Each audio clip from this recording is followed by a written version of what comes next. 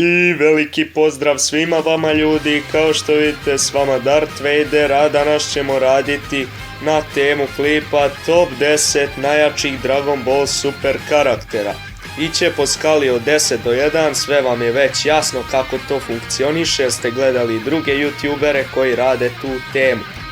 Inače izbacit ćemo Omni Kinga iliti Zenoa, Anđele, bogove uništenja i Kaioshine, čisto eto da ne bi bio predugačak i dosadan i smoren klip, nego ćemo više ubaciti zanimljivije i ove glavne likove u Dragon Ball Super serijalu.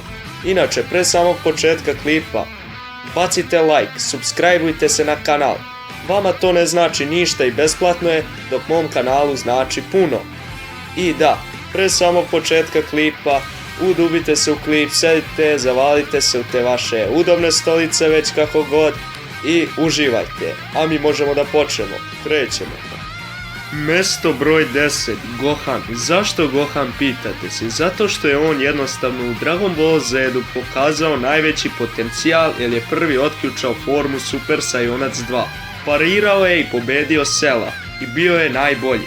Međutim, u početkom Dragon Ball Super serijala upropastili su ga samim izgledom, animacijom i tome što se oženio, dobio decu i porodica ga je zanela, opustio se i nije trenirao. Pokušali su da ga vrate kao starog u turniru ili ti turnir Sagi, međutim ne uspeva. Propao je načisto, ne sviđa mi se više kao karakter, tako da po mom mišljenju on zaslužuje 10. mesto. Krećemo dalje. Mesto broj 9 jeste Android 17. On jednostavno jeste slabiji od Cella i bio je mnogo slabiji od Gohana Super Saiyonca 2 u Z serijalu. Međutim, ja mislim da on zaslužuje 9. mesto jer u Superu je mnogo jači, po meni mnogo bolji i uspio je da parira Goku Super Saiyoncu plavo. I evo ga, mesto broj 8, veliki imperator Freeze ili ti Frieza kako ga drugi zovu. On je po meni najbolji za 8. mesto, jeste da mi je omiljeni lik, pokazao se vrlo bolje u Z serijalu i bio je tad najjači u Freeze sagi ili ti Frieza sagi, međutim sada u Superu postoji mnogo jačih realno likova, tako da mislim da on zaslužuje mesto broj 8, a i mislim da je jači od Androida 17, po mom mišljenju. Tako da krećemo dalje. Mesto broj 7 jeste Majin Buu ili kako ga ja zovem Debeli Buu. On je vrlo jak i mnogo smiješan lik, pogotovo u filmu Bitka bogova koji je bio super film koji je izašao 2013. godine. Također bio je najjači lik u Z serijalu kada ga ni Goku nije mogao pobediti u novoj tada Super Saiyonac 3 formi, što je za nas fanove bilo happy. Međutim, mnogo su ga upropastili u Super serijalu, ne sviđa mi se ni njegova animacija, ni taj HD stil. Također nešto se malo pokazao, čak ga autori uvek uklone kad je trebao da bude na turniru moći, kao i na turniru između 7. i 6. univerzuma. Po mom mišljenju, on zaslužuje ovo mesto, također mnogo je i jak, to sam već napomenuo, a i svaka mu čast za onome što je izazvao Birusa, boga uništenja zbog pudinga. On zaslužuje ovo mesto, a mi idemo dalje.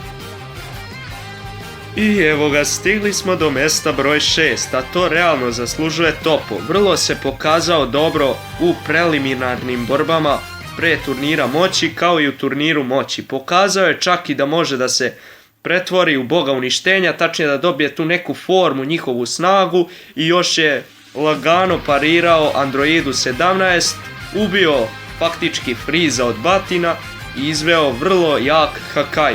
Ja mislim da on realno zaslužuje 6. mesto kao lik u Super serijalu. Idemo dalje. Mesto broj 5, Hit.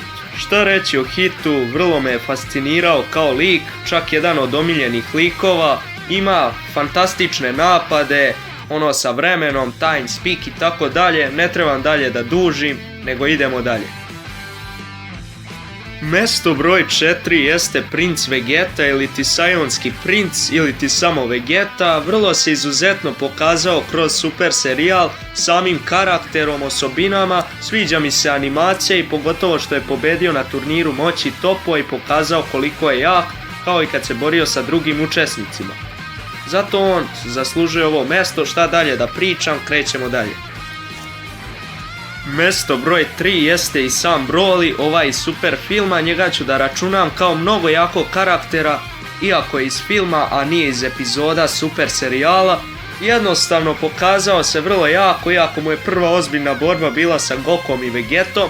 Smatram da je jači od Vegete, mnogo jači, i da Vegeta ne bi mogao da ga porazi kad se ne bi spojio sa Gokom. Tako da, eto, već znate, gledali ste film, šta dalje da vam pričam. Krećemo dalje, idemo na mesto broj 2. Mesto broj 2 jeste i sam glavni junak i karakter i protagonista kako već svih Dragon Ball serijala, a to je Son Goku ili ti Kakarot. Ja mislim da je on jači skoro od svih likova, ali opet ga stavljam na drugo mesto.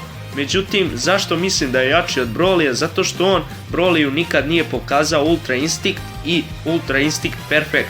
Jer tu mu je stamina mnogo se brzo troši i teško doći do te forme, ako se to uopšte formom može nazvati. Međutim, to ga jedino i ojačava da bude jači protiv Vegete i ništa drugo. Već znate mnogo o Goku, nema šta dalje da dužim priču, a mi možemo da krenemo na glavno i najjačeg lika, a to je na mestu broj 1. Krećemo. I konačno to mesto broj 1, a to je sam Jiren. Jiren je jednostavno po mom mišljenju najjači lik, a ujedno mi je jedan od omiljenih likova, možda čak i omiljen. Jednostavno Jiren je pokazao mnogo velik potencijal i snagu u samoj mangi Dragon Ball Supera i animeu. Prikazao se čak kratko i u filmu Broly Super i također vidjeli smo koliko je jak, pobedio je Goku nekoliko puta u njihovoj borbi, uspeo i Vegetu da porazi, izbacuje mnogo učesnika turnira moći, pokazalo se da je mnogo jači od Boga uništenja, također pobedio je Goku Ultra Instinct, međutim kad ga je Goku počeo da ga vodi Ultra Perfect Instinct, Jiren je opet uspeo da mu parira i Goku je istrošio staminu i čak su Freeze ili ti Frieza i Goku morali da se udruže da ga zajedno izbace. Fenomenalan, mnogo jak lik, šta dalje da dužim. Tako da eto ljudi, čuli ste moju tabelu ili ti top 10 najjačih Dragon Ball Super likova. Tako da eto, nadam se da ste uživali. Tako da do sljedećeg klipa, pozdrav, još jednom bacite like, subscribeujte se na kanal da bi me podržali. Tako da eto, pozdrav.